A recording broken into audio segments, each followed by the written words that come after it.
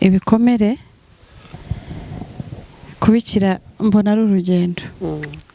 Hanyuma ninde ukiza ibikomere? Igikomere keretse wenda umbajije uti ni iki kimara igikomere cy'ubupfubyi? Kubera ko igikomere kiza kwitwa igikomere, reka mbeza nuko nibyo byiza. Biterwa n'icyaha kiguteye. Ntago twavuga ngo irimo abantu n'ibintu biradukomeretsa. Yego. Tukabiko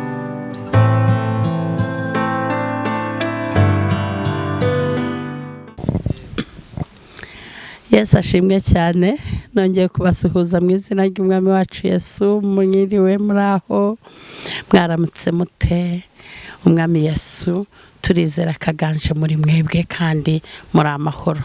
Twongere rero nanone kubaha karibu, twishimiye kongera kubana namwe kuri Woman of Valor Shoranda, umugore w'umunyembaraga muri Kristo Yesu, umugore ukunda abandi bagore, umugore wubaha Imana, umugore ufite zeal yo gukorera Imana, haba ku manywa haba nijoro, haba imvura igwa haba izuba ryaka, akamamaza Kristo. That's a woman of valor. Yesu ashimwe cyane. Yesu ahimbazwe. Amakuru ni meza, turashima Imana. I can see. Amen. Urasa neza. Urakoze cyane. Yeah. Umeze mutese? Turi amahoro. Ubwo umuririmbyi yaravuze ngo ubwo umwami Yesu ankunda ndari amahoro. Hallelujah. Ubwo umwami Yesu adukunda turi amahoro. Yego. N'abakunzi ba Woman of Valor mwese turashima Imana ko muri amahoro. Amen. Hallelujah. Turashimira Imana rero twongeye kugaruka tuzanye indi nsanganyamatsiko idasanzwe. Idasanzwe.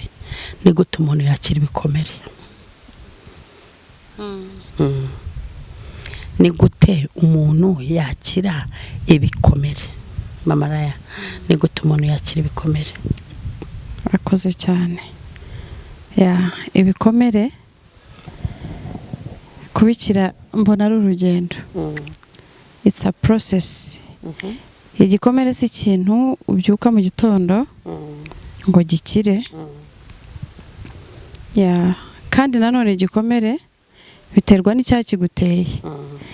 Ntago twavuga ngo ni gute wakira igikomere ngo wumve ko ari inzira imwe gusa cyangwa se ari inzira ebyiri, kuko abantu twakomerekejwe n'ibintu bitandukanye. Cyankomerekeje ndi muto ntabwo ari cyo cyagukomerekeje. Hari n'igihe umuntu agira ibikomere bingahe byinshi bimuhuriyeho. So iyo tuvuga rero ngo ni gute umuntu yakira igikomere, ntabwo ari inzira imwe ibaho iraho yashyizweho umuntu yanyuramo ngo akire igikomere. Inzira imwe ya mbere njyewe yabanje kunyomora kuri bimwe, kuko niyo mpamvu navuze ngo ni process. Ntabwo ari ikintu kiza. Igikomere ni ikintu nyine gikira, kuko cyane cyane ko ari ikintu kiba kitinze. Hari kiba kitinze, hari kiba kitaratinda, ariko byose ni igikomere. So ntabwo ari ikintu gifata umwanya mutoya. Igikomere keretse wenda umbajije uti ni iki kimara igikomere cy'ubupfubyi? Kubera ko umbajije ngo ni iki cyakiza umuntu igikomere, hari ibikomere bimwe ntazi, hari ibyo yenda hari ibyo nanjye nzi, nanjye hari ibyo ntarakira. Rega buriya Erega Mama Raya, cyaba igikomere cy'ubupfubyi cyitwa igikomere. Yego. Cyaba igikomere cyo gutabwa n'umugore cyitwa igikomere. Cyaba ari igikomere cyo kubura uwawe ni igikomere. Cyaba ari igikomere cyo kwangizwa n'inshuti ni igikomere. Byose ni ibikomere. Byose ni ibikomere. Ariko noneho Mama Raya ni ahuye n'igikomere, akomerekejwe no kuba ari imfubyi. Ni gute twakira icyo gikomere? Ukuntu rero twakira icyo gikomere, jewe inzira imwe, ubwo umuntu avuga by experience cyangwa se icyo yabonye. Inzira nabonye ibasha kugukiza ugakira. Nabonye hari umuririmbyi wavuze ngo nta gikomere na kimwe atomora, nta marira namwe atahoza. Kuri Yesu arakomeye. uyu mugabo rero tuba tuvuga buri wese amuvuga uko yamubonye, niyo mpamvu agira amazina menshi. hari uwo yakijije indwara afite uko amwita, hari uwo yaruhuye afite uko amwita. So uyu mugabo rero jewe niwe wamvuye igikomere. uyu mugabo tuvuga ni Kristo, umwe tuvuga imbaraga zacu zishingiyeho. So uyu mugabo rero ajya yomora neza igikomere. ubwo ndibwirira umuntu waba ataramumenya cyangwa se unamufite ariko wumva kitarakira, bijya bibaho. ushobora kumbwira uti wowe ibyo wivugira ntabyo uzi, icyanjye cyanze gukira, kandi Kristo umbwiye igihe wamwakiriye n'igihe namwakiriye, nsanga ari igihe wamwakiriye mbere ariko njye nkaba ntarakira. ariko mu by'ukuri iyo tugiye kuvuga ikintu, ni ikintu wenda dushobora guhereza nka 90% cyangwa se 99%. kuba Kristo avura ibikomere twabihereza nka 99%, kubera ko niwe wenyine ubasha kuguhumuriza igihe nta waguhumuriza. niwe wenyine utya ushobora kukuvura igikomere kigakira kigashiraho. buri wagiye kuvuga ngo nta gikomere atomora, yumvaga kiri too much, yumvaga nta wundi, yumvaga buriya mu miryango byaranze, ahantu hose icye cyarananiranye, ariko aravuga ngo nta gikomere na kimwe atomora. ni ukuvuga ngo it was too much. So ni ukuvuga ngo nta na kimwe atomora. mbere yuko duhura n'aba counselors, mbere yuko duhura n'abajyanama, mbere yuko duhura n'abatuganiriza kugira ngo dukire, Kristo wenyine umujyanama ashaka kukuganiriza ukaryama ugasinzira, ariko nyuma y'iminsi 2 ejo ukongera igikomere kikakubyukana. ariko Kristo wenyine niwe ubasha kukomora igikomere kigakira burundu. Mama Raya, uratubwiye ikintu cya mbere gishobora gutuma Kristo dukira ibikomere 99% ni Kristo. niwe wenyine womora. aba counselors barakansoringa bikongera bikubura, ariko Kristo yagukansorinze urakira. ubundi ni iki gitera igikomere? kuko njya nibaza, I'm sorry singira uwo nkomeretsa, ariko igikomere kiza kwitwa igikomere. reka mbiza nuko nibyo byiza. igikomere kiza kwitwa igikomere byagenze bite? twibanze wenda twigeze kuvuga ku bupfubyi. igikomere hari igihe nyine ushobora kubura ababyeyi, ugakura nta babyeyi ufite, kubera ko ukuriye muri society n'abandi ubona bafite ababyeyi, wowe kubera ko yenda wababuze uri umwana, ugakura wumva byarakubabaje. uko kubabara, uko kumva ikintu wabuze icyo gikoraho, icyo kintu wumva umuntu atagufasha, ugasanga ufite uncle, ufite bavandimwe baragukunda, ariko icyo kintu ntago bakiguha. icyo kintu wabuze ntago bakiguha. so kugira ngo rero bikuvemo ukire, wumva uryoke kandi batagarutse, wumva uri amahoro, umeze neza, atari ikintu byuka ngurire utakirira ayo marira, icyo kintu igihe ukikirimo uko ubukomeretse, ugihe icyo kintu cyakubayeho mu buto, cyo ni igikomere, kubera ko ntiwagize ayo mahirwe yo kubagira. ushobora gushaka umugabo ejo akakudisappointing, kubera iki? umushatse wumva ari umuntu mugiye kubana, kuko murasezerana mukavuga ngo nakaramata tuzatandukana Kristo agarutse. ejo nyuma y'imyaka 2 ugasanga habayemo ikibazo utabiteganyaga, utarubyiteguye. umugabo cyangwa umugore akagutunguza icyo kintu cya separation utateganyaga. icyo kintu iyo kibaye kiragukomeretsa, kirakubabaza.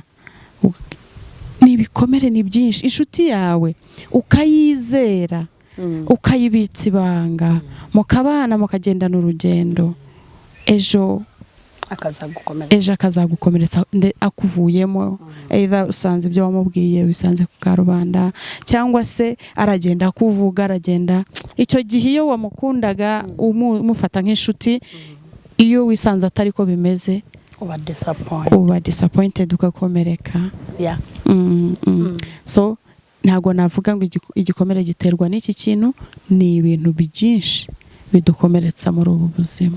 Urakoze cyane cyane. Akandi ka gatatu nashaka kubaza dene tukajya mu kiganiro hagati. Wavuze ku gikomere ubwacyo. Uvuga udusobanuriye igituma cyitwa igikomere. Hanyuma ndashaka sorry watubwiriye gishobora gukiza icyo gikomere n'igituma cyitwa igikomere. Hanyuma akandi shaka kukubazaho ni kamwe. Birashoboka ko umuntu ashobora gukomereka ari mukuru, umuntu mukuru, kadukomereze kuri ruriya rugero twatanze rw'ubupfubyi. Umuntu abuze umubyeyi we, n'umugore yarabyaye abana 4 5, umubyeyi we arapfuye. Uriya muntu ashobora gukomereka? Yego, birashoboka. Buriya njyewe aho mariye gukura burya iyo umaze gukura hari ibyo ukuramo. Muri iyi minsi mikeya hari ukuntu aho mbaniye na Kristo reka mbivuge kuko ni inshuti yanjye simfite isoni zo kubivuga. Ntago mfite isoni zo kubivuga. Buriya iyo tubana nawe umunsi ku wundi hari ibyo hari umwana yari mu iteraniro kwa Poso Mignone aravuga ati mwizana ibintu byo kuvuga kuri mwuka wera ngiye birandiza. Ati ibintu byo kuvuga kuri mwuka wera mwikomeza kubivuga birandiza. Nanjye rero ibintu by'ubushuti bwanjye akaba nawe arariza. Akaba nawe arariza kubera atangiye kuvuga ku bintu byamwe. Imwe mu biteye ibintu bijyanye no kuvuga ku nshuti. Abakunzi ba Mana barari muri twa projects ngo netwe tubiteye dutumyarira ariko we are sorry. Umwuka wera mfashe nanjye nduze for real I'm sorry. Nago nari mbizi tubireke ya point inshuti za Mana reka mbabwire Kristo niwe wonyine wamara igikomere. I'm sorry. Uyu mubyeyi biteye nago turi serious reka nkubwire. Sorry. Umva natagenda ibwirira. Yatubwiye PC ngo mwuka wera wenyine niwe wamara igikomere. Imana data ari nayo mpamvu yatangiye kuyivuga ararira. Impamvu arira ntago ari ukagikomeretse. Ararira kuko azi umurimo yakoze muri we. Ararira kuko abizi. Uyu munsi abantu twabanye muri Niba ture twasengeye mu ijambo ry'Imana riri muri Zaburi ya 27. Urumva haravuga ngo Uwiteka niwe mwongeri niwe gihome kingira ubugingo bwanjye. Yego. Nawe nzatinya ndi. Ngubwo abantu bahagurukiraga kumaraho. Ubwo bahagurukiraga kumaraho ari bo babisha banje n'abanzi banje. Uwiteka nago nshaka kurisoma ariko nanjye nagezaho birananira. Ari njye wari uyoboye iteraniro birananira nanirwa kuvuga kubera iki. Hari ukuntu utekereza uburyo Kristo yakubereye ngo naho abantu babambira amahema ku ntera mutima wanjye uzakomera. Naho abantu babambira amahema ku ntera umutima wanjye uzakomera. Muzabona icyo cyigishwa ndashaka kuzagitambutsa. Reka mbwire mama ya Kristo niwe wamara ibikomere. I support you 100%.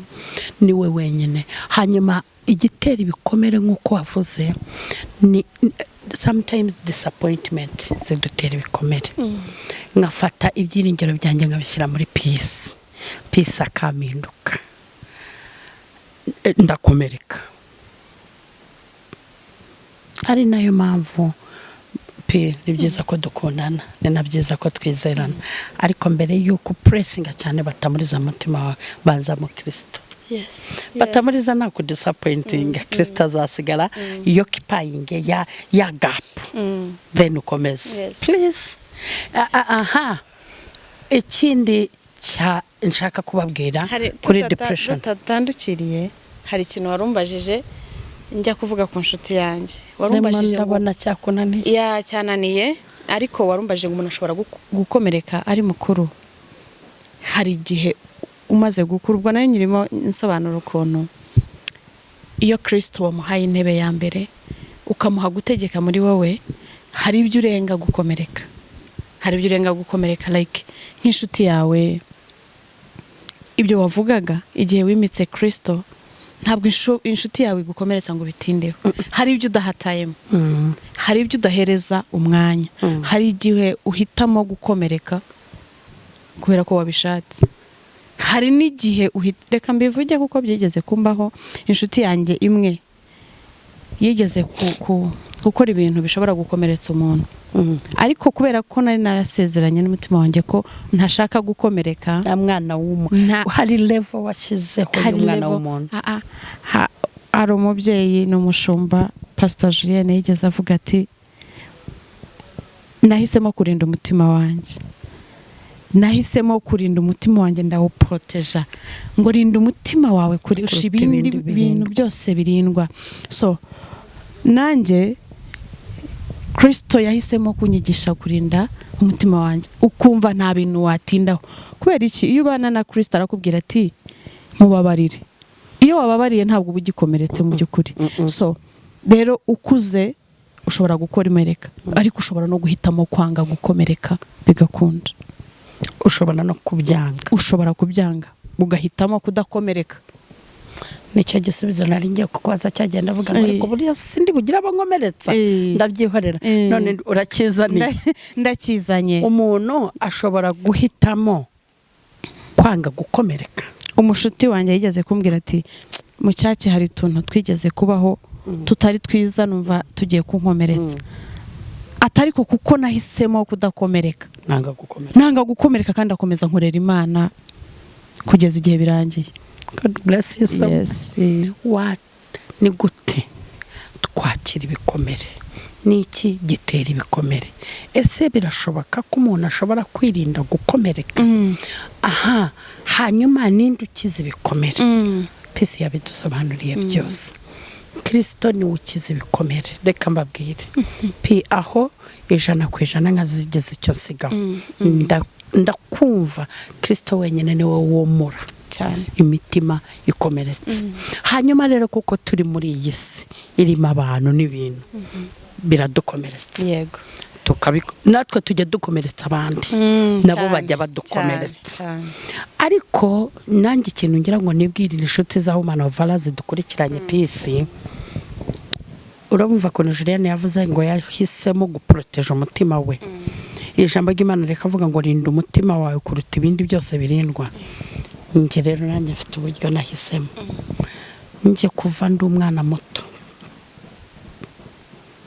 nje nahisemo gufata Kristo nkamubanza mu buzima bwanjye bwose, ku buryo no mu biryo nshobora guhitamo. Nahisemo kubanza Kristo. Mu yandi magambo akajya ibiryo bikaza bisangamo Kristo. Mu yandi magambo Kristo ashobora kukukiza igikomere, ariko ashobora no kukikurinda. Urumva uwo mushuti wawe akubwira ati ibi nkomeretsa birahari ariko nahisemo kudakomereka. Nje rero nshobora kubyumva ku kanya kakanusha. Like yes, you are a human being.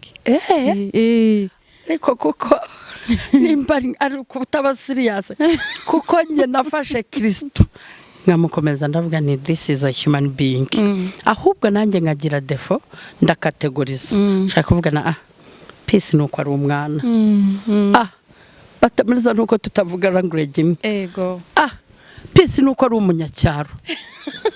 Batamuriza nuko tudahuje characters. Ngagenda mbasira mu bwumba. Then nkavuga ni no.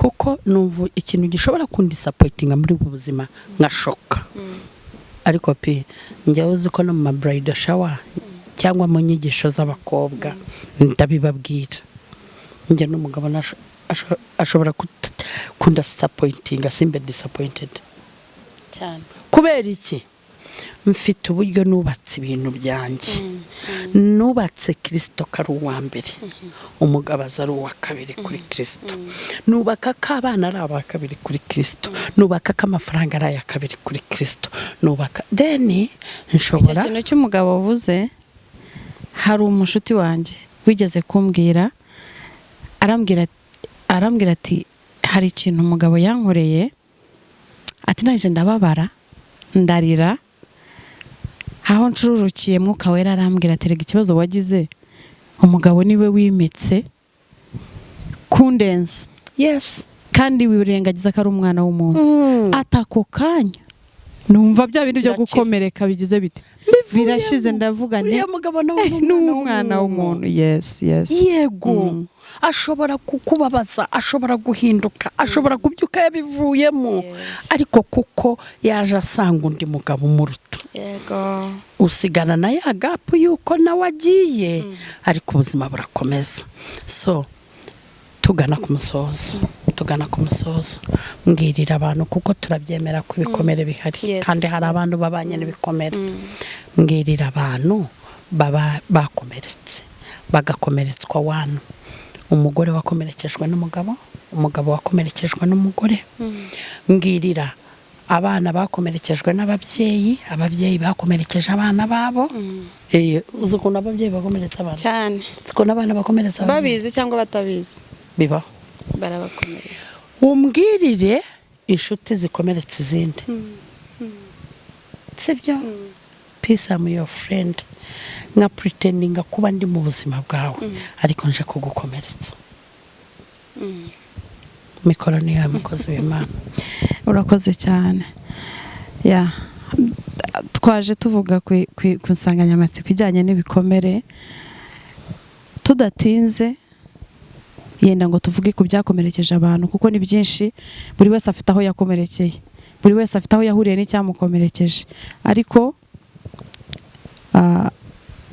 bantu twirinde gukomeretsanya yes wirinde gukomeretsa inshuti yawe mugabo wirinde gukomeretsa umugore wawe bana mwirinde gukomeretsa ababyeyi nukuri ngo njye numva ngo hari n'igihe n'umushumba ashaka kugukomeretsa ariko ibyo byose ekesi yose ariko oya aba mu kuko ni society ni society kuko harimo abantu batandukanye barimo abantu nawe ushobora gukomeretsa umushumba iwe cyane ariko icyo twakwivugira ni kimwe gusa nuko Kristo nta gikomere na kimwe atomora amen sibyo niba wari ahantu hatandukanye kure cyangwa hafi ariko warakomeretse ukumva urakomeretse erega umuntu burya kujya kwiyahura ni igikomere kiba cyamusunitse depression ni igikomere so ni ukuvuga ngo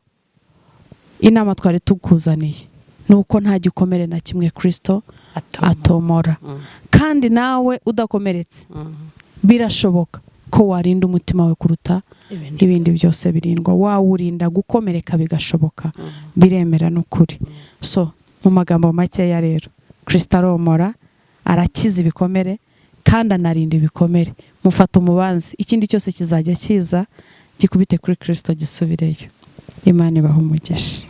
God bless you so much. Peace. Imana niyo yonyine yomora ibikomere. Ati gira Imana ya mbere mu buzima bwawe. Bindi byose bizajya biza bisa nk'ibikubita kuri beto byisubirire nk'akadenesi kaguye kuri beto. Karitera hejuru kakongera kakagaruka kakitera hejuru kakavaho kakajyaho kari buruhukire. So ibikomere bene data, reka mbabwire turabifite, twarakomeretse, ariko Kristo niwe wenyine wo gufata tugakomeza akatwomora ibikomere. And then ikindi, reka nisabira abantu, please, human beings, abantu byana yaremye, nimugabanye gukomeretsa abandi, wibigira nkana, wibigambirira. Wowe mugabo, hari umugore wambwiye ngo umugabo we yaramubwiye ngo nari narakugiriye ubuntu bwo kugushaka, n'ubundi nagushatse nkagukunda, barabyaranye kangahe. So naba narozwe ne kukugarukaho. Nimba wiyeturuvye ugasanga waribeshye, wakwigendeye bunye ukareka kumusonga ibisongo. Wakwigendeye bunye ukareka kumusonga ibisongo. Akebugereye mu mugenzi wawe ni kugererwamo. Wikomeretsa mugenzi wawe. Wowe mugore wikomeretsa umugabo wawe, uramukomeretsa for what reason? Mugabo wikomeretsa umugore wawe, babyeyi mwikomeretsa abana banyu. Ushobora kuvuga uti umwana namukomeretsane, ukabyara umwana ukamurejectinga, ukamujugunya, urimo uramukomeretsa, ejo azaba undi muntu ukomeye, usigarana igikomere nawe kikugaruke. Please, abana mwikomeretsa ababyeyi banyu. Umubyeyi akaguhamagara from morning niwitaba telefone, ejo ni uyitabye kuwa gatanu ukwezi umwaka, urimo urakomeretsa umubyeyi wawe. Nimugabanye gukomeretsanya. Inshuti, kubera ikinza mu buzima bwawe ngambiriye kugushwanya gusa. Twirinde gukomeretsanya. Hanyuma rero kubakomeretse, tubahaye impamba ngo Kristo niwe wenyine uri bwomora icyo gikomere. Mufata umukomeze. Ni wakumva bikunaniye, nimero zacu zibahaho, duhamagare tugutera inkunga. Nago turi bugutera inkunga kuko nago dufite icyomora igikomere kindi. Tuzakubwira ngo humura, tugiye kuborogana nawe, tugiye guhamagara iyo mu ijuru iziture muri wowe. Kandi maze kubona ubuhamya bwinshi bwabo Kristo arimo yomora, azakomora. Kandi ni womorwa na Kristo uzagenda wemye. She's a living testimony, and I can also testify that yaranyomoye nje mbabwiye uwankomerekeje mwafata ku munwa, ariko yaranyomoye. Nta gikomere na kimwe data tomora, na hamwe data yagera ngo he kunanirwa gutungana. God bless you so much. Twababwiraga kubikomere, turabizi ko bihari, ariko nimufata Kristo mumukomeze. Wikwiyahura, wigira agahinda gakabije, sanga Kristo agukiza icyo gikomere. Yari batamuriza na peace kuri Woman of Rwanda ku cyumweru. Turabararitse mujye muza duterane, tugwiza amaboko, tugende twomorana ibikomere, tuhamagaye Kristo akicara hagati muri twe. God bless you. Amen.